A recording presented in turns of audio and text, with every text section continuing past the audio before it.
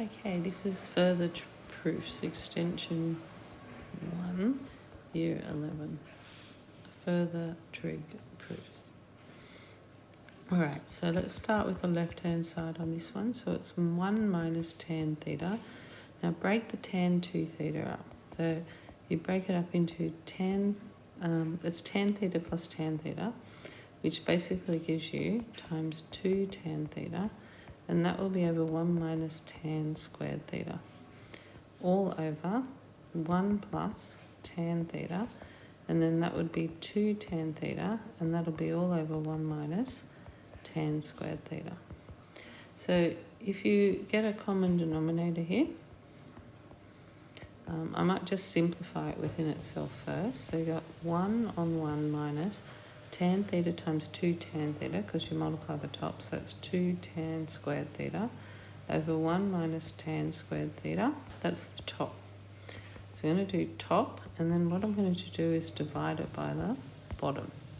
So the bottom is 1 on 1 plus, now if we did this tan theta times 2 tan theta, so you're multiplying the tops on this one on the bottom, you get 2 tan squared theta, much like you did on the other one, over 1 minus tan squared theta, because that's this one here on the bottom, so that goes to there. Alright, so now what we do need to do is we need to get a common denominator on these. So when we're looking at the denominators, that's our denominator, and we need to look at our numerators to look at what we need to do here.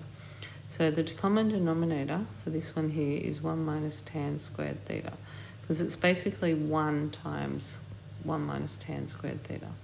So you multiply this one by 1 minus tan squared theta. What you do to the bottom, you do to the top. So this is 1 minus tan squared theta.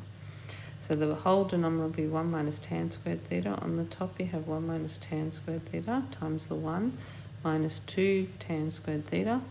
And then we're divided by, now this one here, we need to do the same. Multiply the top by 1 minus tan squared and the bottom by 1 minus tan squared. So you now have a common denominator of 1 minus tan squared, because 1 times 1 minus tan squared is 1 minus tan squared.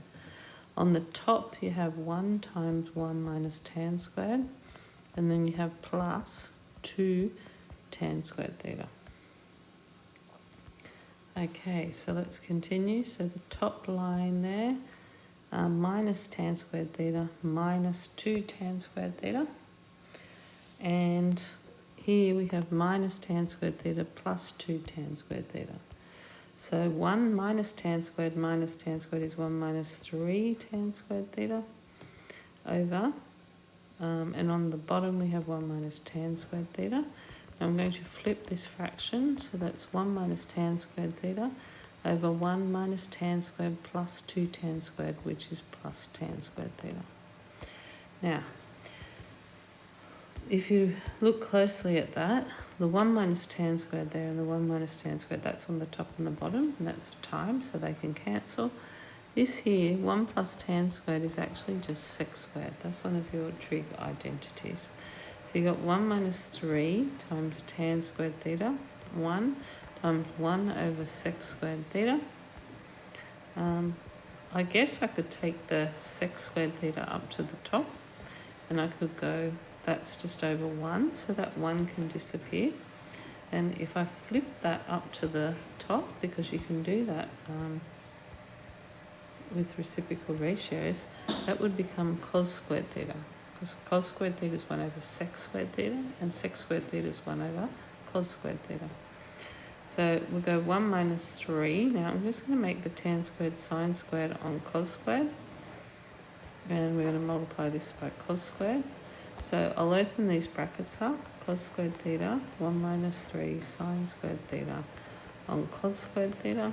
Okay, so when I multiply it, I multiply the first, so cos squared theta times 1 is just 1, minus 3 sine squared theta on cos squared theta times cos squared theta. The cos squared theta will cancel, so we're not there yet.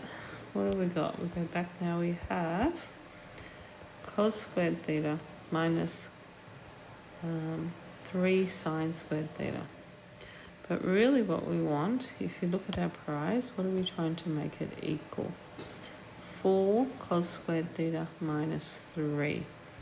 So we're trying to make it equal 4 cos squared theta minus 3. And there's quite a lot of steps in this. So that's a cos squared theta, that one's okay, but the sine squared theta needs to be changed to 1 minus cos squared theta. And then when you expand these brackets, that's cos squared theta minus 3 plus 3 cos squared theta. And then you basically have cos squared theta plus 3 cos squared theta, which is 4 cos squared theta minus 3. And I'll just fix that up. So that's cos squared theta minus 3. And basically, yeah, that's it. That's the other side. That's what we wanted as our price. Okay, so on this one, let's look at the left-hand side. All of the cos 2 thetas we're going to change. So this is 2 cos theta minus 1 minus cos squared theta minus sine squared theta all over 2 cos theta plus 1 plus cos squared theta minus sine squared theta. Now, instead of cos squared theta minus sine squared theta, you see our right-hand side's all in terms of cos. We could have just, you can actually put like cos 2 theta. You've got this rule, but if you do remember, you could also memorize this one, or you could also memorize this one if you wanted sine instead. At the moment, we do want the cos, so you can put that directly in. If you can't remember it though, and you can only remember the cos, sine, sine, then you just do it in 2 steps. So once you get the sine, you change the sine squared to 1 minus cos squared, and you do that on the bottom as well. So that's like this sine squared and this sine squared. You change them to 1 minus cos squared. And then that's all over 2 cos theta plus 1 plus cos squared theta minus 1 minus cos squared theta. And that's the other one there. Alright, so let's go for it. Let's just simplify it. So what do we have? 2 cos theta minus 1 minus cos squared theta minus 1 plus cos squared theta over 2 cos theta plus 1 plus cos squared theta minus 1 plus cos squared theta. Okay. So looking at that now, that is 2 cos theta minus 1 minus cos squared theta plus 1 minus cos squared theta all over 2 cos theta plus 1 plus cos squared theta minus 1 plus cos squared theta. Okay, so it's about time we now cancel stuff. So we've got the minus 1 plus 1 on there and the minus 1 plus 1 on there, and then get like terms. Okay, so you can see here that the top line is 2 cos theta minus 2 lots of cos squared theta, and the bottom line is 2 cos theta plus 2 lots of cos squared theta. And if you just factorize out the 2 cos theta from these, 2 cos theta times 1 is 2 cos theta minus cos theta on the top, and 2 cos theta, which will give you 1 plus cos theta on the bottom.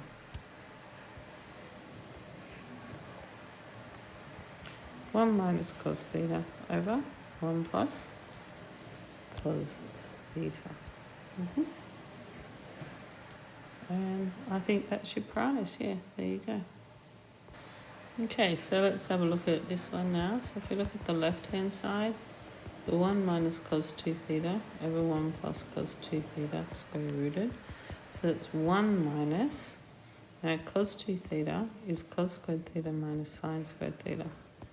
And then it is square rooted, and the bottom is 1 plus cos squared theta minus sine squared theta. Okay, so square root of 1 minus cos squared theta plus sine squared theta. 1 plus cos squared theta minus sine squared theta. Okay, I'm going to keep going with this.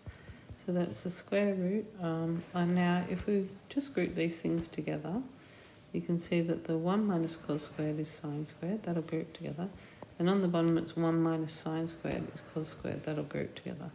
So the 1 minus cos squared is sine squared. So that's sine squared plus sine squared. And on the bottom we've got this cos squared.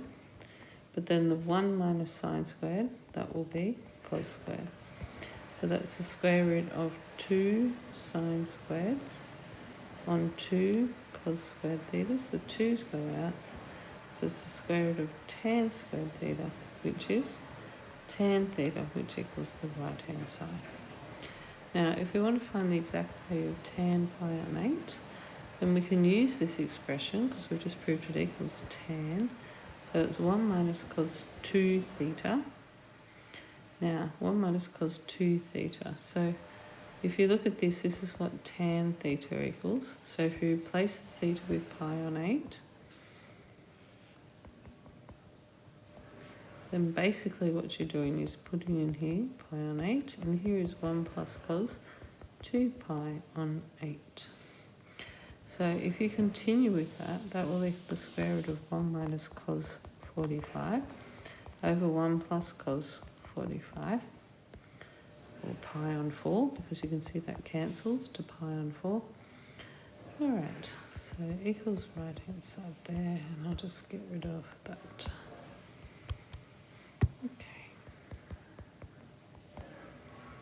Okay, so looking at this then, that's the square root of 1 minus 1 on root 2, 1 plus 1 on root 2, because pi on 5 and 45 are exactly the same thing. Let's get the common denominator, or alternatively, you could just multiply top and bottom. That's the other technique, by root 2. So you get root 2 minus 1 on root 2 times root 2 is 1. And root 2 times 1 is root 2. It'll be root 2 plus 1. So you can just leave it like that as your solution. Okay, so tan x is 3 on 4. And tan y is 1 on 9. X and y are both acute, so we need to prove that x minus y is pi on 4. Okay, so if we start with the x minus y, what we're going to do is find the tan of it, because if we do that, then it's easier to relate to these two expressions up here. Okay, so the tan of that would be tan x minus tan y over 1 plus tan x tan y. That's just using the tan rule. So tan x is 3 on 4, tan y is 1 on 9. 1 plus 3 on 4 times 1 on 9. Okay, I'll just write that a little bit neater. Plus 3 on 4. Now, if you just put that in your calculator, just using your fraction button, you end up with 1. So that means that tan of x minus y is 1.